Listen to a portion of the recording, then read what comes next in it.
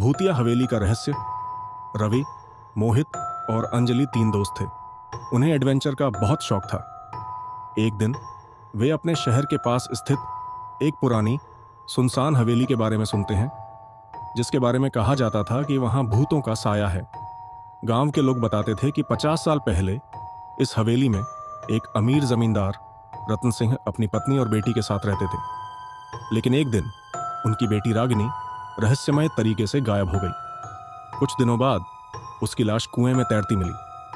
तब से हवेली को शापित माना जाने लगा और जो भी वहां गया वह या तो गायब हो गया या पागल होकर लौटा। खौफनाक रात रवि, मोहित और अंजलि ने तय किया कि वे इस हवेली की सच्चाई जानने के लिए रात में वहां जाएंगे। रात के 12 बजे वे तीनों टॉर्च लेकर हवेली पहुंचे। चारों ओर सन्नाटा था और हवेली का पुराना लोहे का गेट हवा से चरमरा रहा था। अंदर घुसते ही उन्हें ऐसा लगा जैसे कोई उन्हें देख रहा हो। अचानक हवेली के भीतर एक दरवाजा अपने आप बंद हो गया।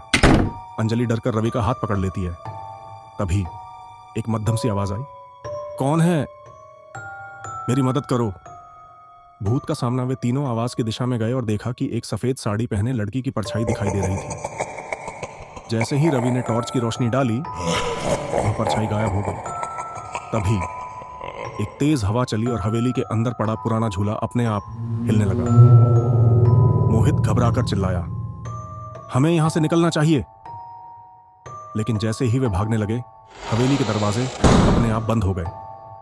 अंधेरे में एक ठंडी आवाज गूंजी, मुझे न्याय चाहिए, मेरा कातिल अब भी जिंदा है।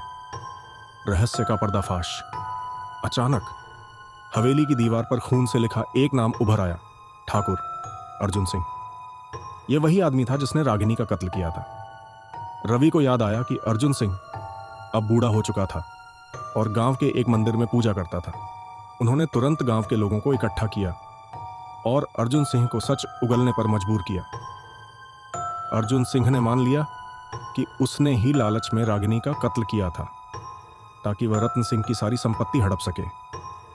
लेकिन जब से हवेली वीरान हुई, रागिनी की आत्मा बदला लेने के लिए भटक रही थी। गांव के लोगों ने मिलकर रागिनी की आत्मा की शांति के लिए हवन कराया और उस दिन के बाद से हवेली में कोई अजीब घटना नहीं हुई।